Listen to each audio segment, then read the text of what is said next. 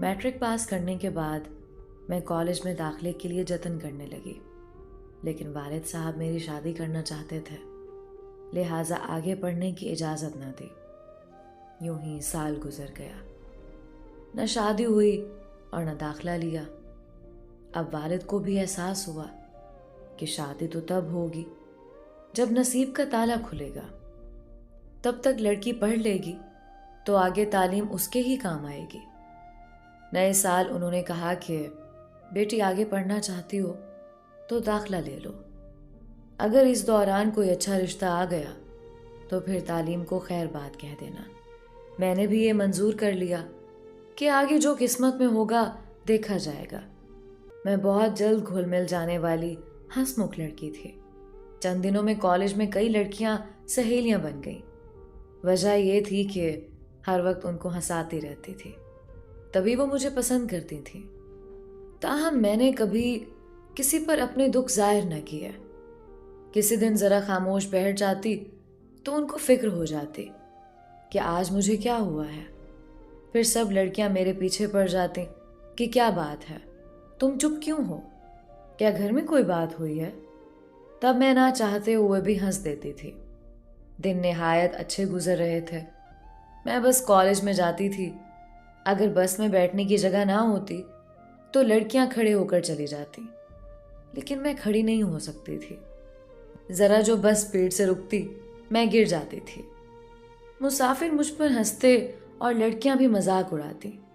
ایسا کئی بار ہوا۔ اتفاق سے ایک نوجوان نے بھی میرے گرنے کا تماشا دیکھا۔ جس بس سٹاپ پر میں کھڑی ہوتی تھی، یہ نوجوان بھی اسی وقت اسی بس سٹاپ پر اپنی گاڑی لا کر کھڑی کر دیا کرتا تھا۔ وہ یہاں سے اپنے ایک دوست کو اٹھاتا تھا۔ کچھ دنوں سے میں محسوس کر رہی تھی کہ وہ لڑکا مجھ پر توجہ مرکوز کیے رکھتا ہے۔ وہ ایک خوبرو، خوش لباس اور خوشحال شخص تھا۔ کسی یونیورسٹی کا طالب علم لگتا تھا۔ میں اس کی طرف دیکھنے سے حتی الامکان گریز کرتی، پھر بھی اس کی نگاہیں مجھ کو اپنی طرف تکتی محسوس ہوتی۔ سٹاپ پر اس کی وجہ سے بھی الجھن میں مبتلا رہنے لگی، کیونکہ میرے ساتھ اکثر لڑکیاں بھی ہوتیں۔ تبھی میں نے برقع لینا شروع کر دیا۔ اپنی کار میں وہ سٹاپ کے سامنے سے گزرتا تھا۔ دن یوں ہی گزرتے رہے۔ میں نے اس کی طرف بالکل توجہ نہ دی، لیکن روزانہ وہ میرے قریب سے گزرتے ہوئے آہستہ سے کہتا کہ میں آپ کو ڈراپ کر دوں۔ میں نے کبھی اس کی بات کا جواب نہ دیا۔ ایک دن سب لڑکیاں سٹاپ پر کھڑی تھیں۔ دھوپ بہت تیز تھی۔ تبھی ہم بس کے انتظار میں قریبی دکان میں کھڑے ہو گئے۔ یہ اسٹیشنری کی دکان تھی، جہاں سے ہم کاپیاں، رجسٹر اور کتابیں وغیرہ خریدتے تھے۔ لڑکیاں خوش گپیوں میں مصروف تھیں کہ دکاندار کی آواز پر سب چونک گئے۔ وہ کہہ رہا تھا کہ آپ میں سے جس کا نام شاہین ہے، اس کا فون آیا ہے، سن لیں۔ شاہین تو میرا نام تھا۔ تبھی میرا رنگ زرد ہو گیا۔ میں چپ رہی۔ تبھی میری ساتھ والی لڑکی بولی، فون کسی لڑکے کا ہے یا لڑکی کا؟ جی، کوئی لڑکی بول رہی ہے۔ میں حیران تھی کہ یہ کون سی دوست ہے۔ ابھی میں فون پر الجھ رہی تھی کہ وہ صاحب بھی اسی دکان پر آ گئے۔ میں نے فون پر بات کرتے ہوئے کتابیں اور اینک کاؤنٹر پر رکھ دی تھی۔ بڑی دیر بعد مشکل سے اس نامعلوم سہیلی سے پیچھا چھڑایا۔ فون بند کیا ہی تھا کہ بس آ گئی اور سب لڑکیاں دوڑ کر اس میں سوار ہو گئیں۔ گھبراہٹ میں نے اپنی ایک کتاب اور اینک کاؤنٹر پر چھوڑ دی۔ بس کی طرف تیز قدموں سے چل دی۔ دوسرے دن دکان والے سے اپنی کتاب اور اینک کا پوچھا۔ معلوم ہوا وہی نوجوان میری چیزیں اٹھا کر لے گیا تھا۔ اس نے دکاندار سے کہا کہ میں شاہین کا کلاس فیلو ہوں، اسے دے دوں گا۔ اگلے روز میں پھر دکان میں گئی اور کہا کہ کیا ان صاحب نے میری چیزیں لوٹائی ہیں؟ اس نے کہا ہاں، یہ لیجئے۔ آپ کو نہیں دے پائے، تبھی واپس یہاں رکھ گئے ہیں۔ میں نے اپنی چیزیں اٹھا لیں۔ گھر لا کر کتاب کھولی تو اس میں ایک شعر درج تھا۔ اگلے دن پھر میں دکان پر گئی اور دکاندار سے کہا کہ یہ کاغذ میری کتاب میں جس نے رکھا تھا اسی کو دے دینا اور کہہ دینا کہ مجھے اس قسم کے اشعار سے کوئی دلچسپی نہیں ہے۔ دکاندار نے کہا، اس کا نام ساحر ہے، وہ میرا دوست ہے، میں اسے دے دوں گا اور تنبیہ بھی کر دوں گا، آپ فکر نہ کریں، وہ آئندہ ایسی حرکت نہیں کرے گا۔ یہ کہہ کر اس نے پرچہ رکھ لیا۔ میرے ساتھ عقیلہ تھی، وہ بولی، شاہین پلیز اس کو مت ٹھکراؤ، کتنا اچھا لگتا ہے وہ، خوبصورت آنکھوں والا، میں تو اس پر مرتی ہوں۔ میں نے جواب دیا، تم مرتی ہو تو مر جاؤ، بلکہ چلو بھر پانی میں ڈوب مرو، مجھے اس قسم کے گانوں والے شعروں سے چڑ ہے۔ اس کے بعد وہ روزانہ مجھے اس دکان پر فون کرنے لگا۔ عقیلہ میری بجائے خود دکان پر جا کر اس کا فون سنتی، میں اسے منع کرتی لیکن وہ نہ مانتی۔ ایک دن میں نے فون اس سے لے لیا اور کہا کہ خدا کے لیے تم میرا پیچھا چھوڑ دو، تمہارا میرا کوئی میل نہیں ہے۔ اس پر وہ بولا، میری ایک بات سن لو، مجھے اپنی ماں کی قسم، میں تم کو کبھی دھوکہ نہ دوں گا، خدا کے لیے مجھ پر بھروسہ کرو، اگر تم نے مجھ سے بات نہ کی تو میں تمہارے سامنے بس کے نیچے سر دے دوں گا۔ اس بات سے میں گھبرا گئی، تمام رات میری سوچوں میں گزر گئی، سمجھ میں نہیں آتا تھا کہ کیا کروں، کیا کالج جانا چھوڑ دوں۔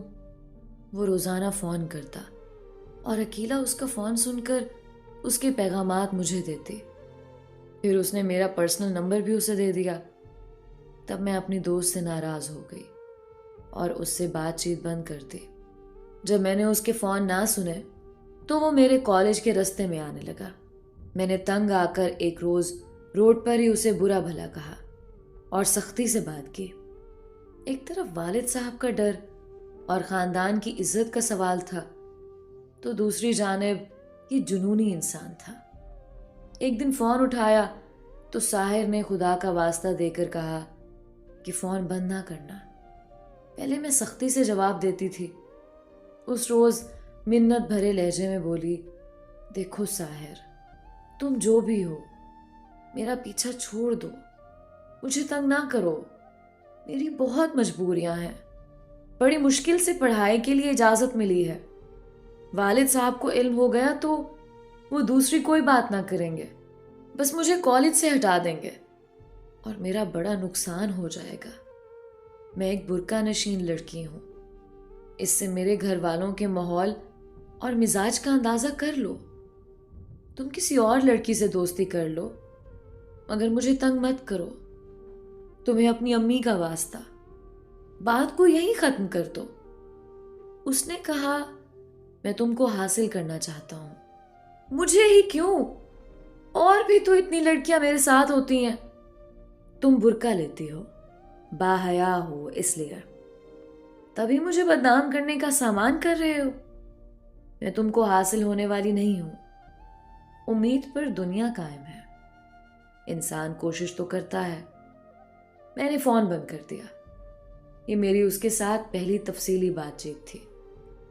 اگلے روز کالج کے لیے نکلی تو دل بری طرح دھڑک رہا تھا اور ہاتھ پاؤں ٹھنڈے ہو رہے تھے۔ پچھتا رہی تھی کہ خواہ خواہی اس شخص سے بات کی۔ سوچا کہ آج اپنے سٹاپ کے بجائے میں اگلے سٹاپ کی طرف چلنے لگی۔ تھوڑی ہی دور چلی تھی کہ ہمت جواب دینے لگی۔ وہیں عقیلہ آتی دکھائی دی۔ حالانکہ ہماری بات چیت بند تھی لیکن اسے دیکھ کر پھر بھی حوصلہ ہوا۔ سوچا واپس اسی کے ساتھ اپنے والے بس سٹاپ پر پلٹ جاتی ہوں۔ اگلا سٹاپ تو کافی دور ہے۔ اس سے پہلے کہ میں بات کرتی وہ خود میری طرف آ گئی، کہنے لگی، آج ادھر کدھر جا رہی ہو؟ میں چپ تھی، کوئی بات بن نہ پا رہی تھی۔ کالج کی بس کے پیچھے دوڑی مگر وہ نکل گئی۔ میں نے بے تکا سا جواز بتا دیا۔ اس نے بال کی کھال نہیں اتاری اور میرے ساتھ چل پڑی۔ ہم تھوڑی دور ہی چلے تھے کہ پیچھے سے ایک تیز رفتار موٹر سائیکل نے اسے ٹکر ماری اور وہ سڑک پر گر گئی۔ کتابیں کہیں تو جوتے کہیں۔ موٹر سائیکل والا تو ٹکر مار کر بھاگ گیا۔ میں اسے اٹھانے کو جھکی، ارد گرد ٹریفک چل رہا تھا، صبح کا وقت تھا، لوگ دفتروں اور طالب علم کالج سکول کو جا رہے تھے۔ اس کو زیادہ چوٹ لگی تھی اور وہ بھی سر میں۔ उसे होश ना रहा था। मैं उसे नहीं उठा सकती थी। बेबसी से इधर उधर देखने लगी। लोग हमारे इर्द गिर्द इकट्ठे होने लगे। साहिर भी उन लोगों में दिखाई दिया।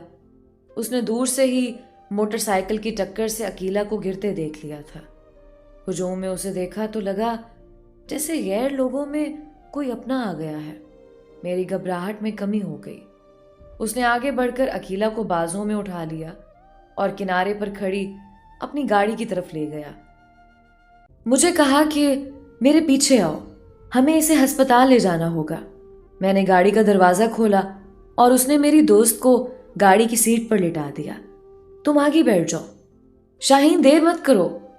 साहिर ने किसी अपने की तरह मुझे मुखातिब किया और मैंने एक मामूल की तरह उसके हुक्म की तामील की। उसके चेहरे पर परेशानी के आसार नुमाया थे। तमाम रास्ता उसने कोई कलाम ना किया। गाड़ी चलाता रहा और हम करीब तरीन अस्पताल पहुंच गए। अकीला को इमरजेंसी में ले जाया गया। यहाँ पहुंचकर सबसे पहले मैंने अकीला के घर वालों को फ़ोन करके एक्सीडेंट की इतला दी। जब तक उसके घर वाले आए साहिर मौजूद रहा। सब भाग दौड़ खर्चा उसने किया था। किसी अपने की तरह मामले को संभाला।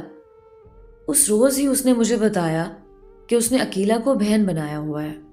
तभी उसके साथ फ़ोन पर बात करता था और राब्ते में रहने की वजह मैं ही थी। मैं समझी थी कि पहली बार साहिर ने मेरा चेहरा अस्पताल में देखा है, लेकिन ये बात नहीं थी। मुझे उसने बताया कि वो दूर से हमारा रिश्तेदार है और एक शादी में उसने मुझे देखा था, तभी से पसंद कर लिया था। उसके बाद से ही वो उस बस स्टॉप की तरफ से गुजरने लगा था। ये वो रिश्तेदार थे जिनके घर हमारे बुजुर्ग तो आते जाते थे, मगर हम कभी उनके घर नहीं गए थे और ना कभी उनका घर में तस्करा होता। इसलिए मैं नहीं जानती थी कि साहिर के साथ हमारी कोई रिश्तेदारी भी है। मैं तो उसको एक ऐसे आवारा मिजाज नौजवान के रूप में देख रही थी जो बस स्टॉप पर लड़कियों से छेड़खानी के चक्रों में रहते हैं। जब अकीला के वालिदैन आ गए तो उसने जाने की इजाज़त ली। मुझे भी जाना था, कब तक अस्पताल में ठहरती। लेकिन आंटी और अंकल के सामने मैंने साहिर से कलाम नहीं किया और ना ये कहा कि मैंने भी जाना है। जब वो अस्पताल से निकल गया तो 15 मिनट बाद मैंने आंटी से कहा कि मुझे इजाज़त दीजिए, मैं अकीला को देखने अम्मी के साथ शाम को आऊँगी। अभी मेरे घर वालों को इल्म नहीं है कि मैं कॉलेज के बजाय अस्पताल में हूँ। आंटी बोली, बेटी तुम अकेली घर चली जाओगी या तुम्हारे अंकल तुमको छोड़ने जाएं? अंकल का इस वक्त यहाँ मौजूद रहना ज़रूरी है। मैं चली जाऊँगी, रिक्शा ले लूँगी, आप फिक्र ना करें, मैं घर पहुँचकर फ़ोन कर दूँगी। वो भी बहुत परेशान थी। अभी अकीला को होश नहीं आया था। सड़क पर उसका सर ज़ोर से हिट हुआ था, सो वो अभी तक बेहोश थी। उन्होंने मुझे अकेले जाने की इजाज़त दे दी। जब मैं अस्पताल से निकली तो बाहर साहिर को मुंतज़िर पाया। उसने कहा, बुरा ना मानो तो तुम्हें तुम्हारे घर या कॉलेज जहाँ कहो ड्रॉप कर देता हूँ। मैंने ज़रा देर सोचा। कॉलेज का वक्त तो निकल गया था। अल्लाह पर भरोसा करके उस पर भी भरोसा कर लिया और उसकी गाड़ी में बैठ गई। मुझे घर के पास ड्रॉप कर दें, मैंने कहा। शुक्रिया मेरी इज्जत अफसाई का, वो बोला और गाड़ी चला दी। पहली बार किसी अजनबी के साथ अकेली गाड़ी में बैठी थी। उसकी तो मुराद बराई थी, लेकिन मेरा दिल बुरी तरह कांप रहा था। कुछ गर्मी और कुछ खौफ से पसीने में नहा गई थी। नकाब मुंह पर पड़ा था। बड़ी मुश्किल से मैंने थूक निगलते हुए सवाल किया, आप किधर से जा रहे हैं? हम पेशावर से जा रहे हैं, उसने जवाब दिया और हंस पड़ा। फिर बोला, खातिर जमा रखो, क्यों डर रही हो? मैं तुमको भगा कर नहीं ले जाऊंगा, तुम्हारे घर पर ड्रॉप कर दूंगा। रास्ते में 2-4 मुख्तसर बातें हुई। उसने मुझे अपनी रिश्तेदारी के बारे में समझाया कि उसके दादा और मेरे दादा आपस में कज़न होते थे और जब हम छोटे थे तो उनका एक दूसरे से मिलना और आना जाना होता था। शादी ब्याह खुशी गमी में शरीक होते थे, मगर तीसरी नस्ल के आते आते ये मेल जोल बाकी नहीं रहा। अकीला को ठीक होने में 1.5 माह लग गया। 2 माह बाद اس نے دوبارہ باقاعدگی سے کالج آنا شروع کر دیا۔ اس کی غیر موجودگی کا یہ عرصہ میں نے بڑی مشکل سے کاٹا۔ کالج میں دل ہی نہ لگتا تھا۔ اس عرصے میں 3 بار میں امی کے ساتھ اس کے گھر عیادت کو گئی۔ اس کا گھر ہمارے گھر سے اگلے محلے میں تھا۔ اس واقعے کے بعد سے جب میں اکیلی کالج جاتی تھی تو چند بار ساحر بس اسٹاپ پر آیا اور مجھ سے گاڑی سے اتر کر بات کی۔ کہا کہ میں تم کو کالج چھوڑ دیتا ہوں، مگر میں نے انکار کر دیا کہ میں روز تو تمہاری گاڑی میں بیٹھ کر نہیں جا سکتی۔ اس کے باوجود وہ روز کالج کے وقت پر گاڑی بس اسٹاپ کے نزدیک کھڑی رکھتا تھا، مگر میں بس پر ہی کالج جاتی رہی۔ جب وہ دکھائی دیتا تو حیا سے میری بری حالت ہو جاتی۔ جب عقیلہ ٹھیک ہو کر کالج آنے لگی تب اس کے توسل سے آہستہ آہستہ حجاب کے پردے سرکنے لگے۔ وہ مجھے زبردستی کھینچ کر اس کی گاڑی میں لے جانے لگی۔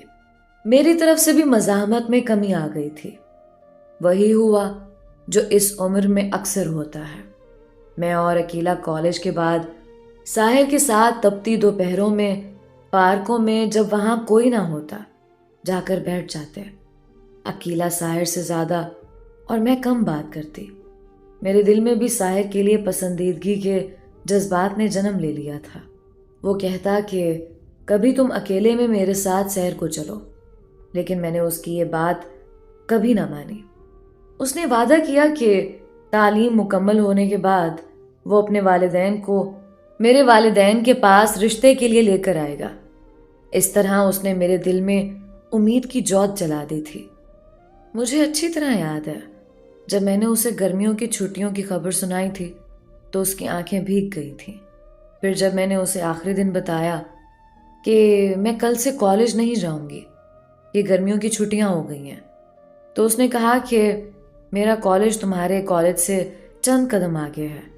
اس بار فائنل امتحان کے بعد میں کالج چھوڑ دوں گا کیونکہ میرا FSC مکمل ہو جائے گا۔ پھر نہ جانے ہم کب اور کیسے ملیں۔ آج پہلی بار میرا دل اس کی جدائی کے تصور سے گھٹ رہا تھا، اور پھر ہم 2 ماہ کے لیے ایک دوسرے سے جدا ہو گئے۔ یہ 2 ماہ 2 سال بن کر گزرے۔ جب چھٹیاں ختم ہو گئیں تو میں چھٹی کے وقت اسے کالج سے باہر والی اسٹیشنری کی دکان پر ملی۔ اس نے جذبات سے میرے ہاتھوں کو اپنے ہاتھوں میں لے لیا اور کہا کہ میں والدین کے پاس گاؤں جا رہا ہوں، یہ بتانے کہ میں نے شادی کے لیے جس لڑکی کو پسند کیا ہے وہ ہماری رشتہ دار ہے۔ میں جلد ان کو رشتے کے لیے تمہارے والدین کے پاس لاؤں گا۔ وہ چلا گیا۔ میں اس کی جدائی میں تڑپ تڑپ کر روئی، مگر کیا کر سکتی تھی؟ عقیلہ کے ذریعے اس کے خط مل جاتے جس سے دل کو تسلی ہو جاتی۔ پھر اچانک اس کے خط آنے بند ہو گئے۔ ایک دن عقیلہ نے بتایا کہ ساحر آ رہا ہے۔ میں یہ سن کر خوش ہو گئی۔ اس کے بعد وہ کئی بار ملا۔ وہی چاہت تھی، لیکن ہم بہت تھوڑے وقت کے لیے ملتے تھے۔ عقیلہ ساتھ ہوتی تھی، یوں دل کی باتیں دل ہی میں رہ جاتی تھیں۔ کبھی کبھی مجھے اس کی نیت پر شک ہوتا، پھر خود کو تسلی دیتی کہ نہیں، اس نے وعدہ کیا ہے تو ضرور نبھائے گا، اپنے والدین کو رشتے کے لیے لے کر آئے گا۔ کالج کے 4 سال پورے ہونے کو تھے، اب مجھے گھر بیٹھ جانا تھا۔ یہ وقت میرے لیے انتہائی تکلیف دہ تھا۔ مجھے معلوم تھا کہ میں گھر بیٹھ جاؤں گی تو میرے رشتے آنے لگیں گے، اور تب میں والدین کو روک نہ سکوں گی۔ وہ کسی نہ کسی کو پسند کر لیں گے، اور مجھ میں اتنی ہمت نہ تھی کہ والدین کو اپنی پسند سے آگاہ کر سکوں، ساحر کے بارے میں بتا سکوں۔ آخر وہی ہوا۔ ایک روز امی نے کہا کہ بیٹی، تمہارے ماموں تمہیں بہو بنانا چاہتے ہیں، تمہارا کیا خیال ہے؟ میں نے جواب دیا، امی میں ابھی شادی نہیں کرنا چاہتی۔ وہ بولیں، کیوں؟ کیا وجہ ہے؟ شادی تو ہر لڑکی کو کرنا ہوتی ہے، تمہیں کوئی لڑکا پسند ہے تو بتا دو، مگر خیال رہے خاندان سے ہو، خاندان سے باہر کسی غیر سے رشتہ تمہارے والد کو قبول نہ ہوگا۔ امی اگر کوئی رشتہ میری پسند کا ہوا تو وہ کسی رشتہ دار گھرانے سے ہی ہوگا، آپ اس بات کی فکر نہ کریں۔ میں نے اتنا تو بتا دیا، یہ نہیں بتایا کہ وہ لڑکا کون ہے۔ اے کاش تبھی بتا دیتی، تو امی ان لوگوں سے خود ہی رابطہ کر لیتی۔ کچھ دن گزرے تو ماموں مانی آ گئے۔ امی نے پھر مجھے کہا کہ یہ تمہارا رشتہ لینے آئے ہیں، تمہارا ماموں زاد شکیل انجینئر ہے، یہ بار بار آئیں گے۔ میں کیا جواب دوں؟ امی کہہ دیا نا کہ میں نے ابھی شادی نہیں کرنی۔ کیوں نہیں کرنی؟ امی نے مجھے ڈانٹ دیا۔ کب تک میں تمہارے ماموں کو انتظار کرواؤں؟ میں تمہاری ایک نہیں سنوں گی۔ ادھر یہ لوگ چکر لگا رہے ہیں، ادھر خاندان سے کئی اور رشتے آ رہے ہیں، مجھے اب کہیں تو ہاں کرنی ہوگی۔ میں سارا دن روتی رہی، سمجھ میں نہ آتا کہ کیا کروں۔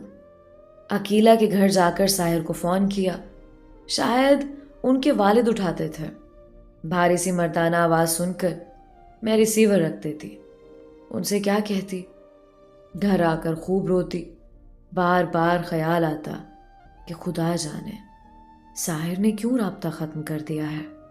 خدا کرے وہ خیریت سے ہو، وہ اگر چاہتا تو اپنے والدین کو لے کر ہمارے گھر آ سکتا تھا، پھر اس نے اپنا وعدہ کیوں پورا نہیں کیا؟ بالکل ہی خاموشی اختیار کر لی تھی۔ اب ہر دن اسی آس میں گزرنے لگا کہ شاید آج وہ آ جائے، لیکن اس کی کوئی خبر نہ تھی۔ اب جو رشتے آتے میں شدت سے انکار کر دیتی، یہاں تک کہ میرے سر میں سفید بال آنے لگے، چہرہ مرجھا گیا۔ ساحر کو نہ آنا تھا، نہ آیا، یہاں تک کہ میرے والدین میری ضد سے مجبور ہو کر خاموش ہو گئے۔ والد نے مجھے بی ایڈ کرنے کی اجازت دے دی۔ میں نے بی ایڈ کی تعلیم مکمل کر لیا اور ایک اسکول میں ٹیچر لگ گئی۔ زندگی ایسے ہی بے کیف گزر رہی تھی۔ دل میں ساحر سے ناراض ضرور تھی، مگر اس کے لیے روز نفل پڑھ کر دعا کرتی تھی کہ خدا کرے وہ سرفراز ہو اور اسے ہر جگہ اعلیٰ مقام عطا رہے۔ بس یہی دعا تھی جو میرے لبوں سے اس کے لیے نکلتی تھی۔ عقیلہ کی شادی ہو گئی اور وہ بیاہ کر اپنے گھر چلی گئی۔ اس کی شادی ایک آرمی آفیسر سے ہوئی تھی اور وہ خوش و خرم تھی۔ شادی کے بعد ہم کافی مدت نہ مل سکے۔ میں نے اپنی ویران زندگی سے سمجھوتا کر لیا، لیکن ساحر کی یاد کو دل سے دور نہ کر سکی۔ خیالوں میں اس سے شکوہ کرتی کہ کیا میری وفاؤں کا یہی صلہ ہے؟ میں نے تو ماں باپ کی نافرمانی کی تمہاری خاطر، رشتے رد کر کے تمہارا انتظار کیا اور تم نے پلٹ کر خبر بھی نہ لی۔ کیا اسی کا نام محبت ہے؟ ہماری محبت تو پاکیزہ تھی، پھر کیوں مجھے ایسی کڑی اور لمبی سزا ملی؟ میں تو اب بھی خود کو ساحر کی امانت سمجھتی تھی کہ شاید وہ کسی دن آ جائے اور میرے والدین سے رشتہ مانگ لے۔ ایک روز میں اسکول سے لوٹی تو عقیلہ میرے گھر آئی ہوئی تھی۔ میری خوشی کی انتہا نہ رہی۔ مدت کے بعد وہ ملنے آئی تھی، لیکن اکیلی نہیں، 3 ننھے منھے پیارے پیارے من موہنے سے بچوں کے ساتھ۔ میں نے لپک کر ان کو گلے لگایا، پیار کیا اور کہا، عقیلہ تم تو اتنی خوبصورت نہیں، پھر یہ پری زادے کہاں سے لے آئی؟ تمہارے بچے تو بڑے خوبصورت ہیں۔ وہ بولی، یہ اپنے باپ پر گئے ہیں، وہ بہت خوبصورت ہیں۔ اچھا بھائی، بڑی لکی ہو۔ ایسا کہتے ہوئے مجھے ساحر یاد آ گیا۔ وہ سمجھ گئی کہ مجھے میری کس محرومی نے افسردہ کر دیا ہے۔ کچھ دیر کے توقف کے بعد کہنے لگی، شاہین، کبھی ساحر نے تم سے رابطہ کیا؟ اس کا کچھ پتہ چلا؟ میں نے جواب دیا، کبھی نہیں۔ کیا تم سے رابطہ کیا اس نے کبھی؟ نہیں، لیکن یہ کہہ کر اس نے چپ سادھ لی۔ لیکن کیا؟ کوئی بات ہے تو بتا دو مجھے، چھپانا مت۔ تم کو اپنے بچوں کی قسم، میں بہت تکلیف میں ہوں۔ جانتی ہو کہ انتظار کی اذیت کتنی زیادہ ہوتی ہے؟ جانتی ہوں، لیکن جو بات ہے وہ تم سن نہ سکو گی۔ میں ہر بات سننے کا حوصلہ رکھتی ہوں، چاہے کتنی ہی تکلیف دہ بات کیوں نہ ہو، مگر اس اذیت سے کم ہوگی جو انتظار کی اذیت میں سہ رہی ہوں۔ تبھی اس نے بتایا، شاہین، میرے شوہر جس بیچ میں تھے ظاہر بھی اس بیچ میں تھے۔ ایک سلیکشن ہوا، پھر جب کارگل کی جنگ ہوئی تو محاذ پر دونوں ساتھ تھے۔ اللہ تعالیٰ نے شکیل کی زندگی سلامت رکھی مگر ساحر نے شہادت پائی۔ میں تم کو یہ خبر نہیں دے سکی کیونکہ مجھ میں حوصلہ نہ تھا۔ ساحر نے تمہارے لیے اپنے والدین سے بات بھی کر لی تھی، وہ بھی راضی تھے، مگر زندگی نے اسے اتنی مہلت نہ دی کہ وہ لوگ تمہارا رشتہ مانگنے آتے۔ اب ساحر شہادت کے رتبے پر اعلیٰ مقام پا چکا ہے اور اللہ تعالیٰ نے ایسی اسے سرفرازی عطا کی ہے جس سے بڑی سرفرازی اور کوئی نہیں ہے۔ وطن کی سرحدوں پر حفاظت کرتے ہوئے اس نے جام شہادت نوش کیا ہے۔ یہ خبر جب میں نے سنی تو سکتے میں آ گئی۔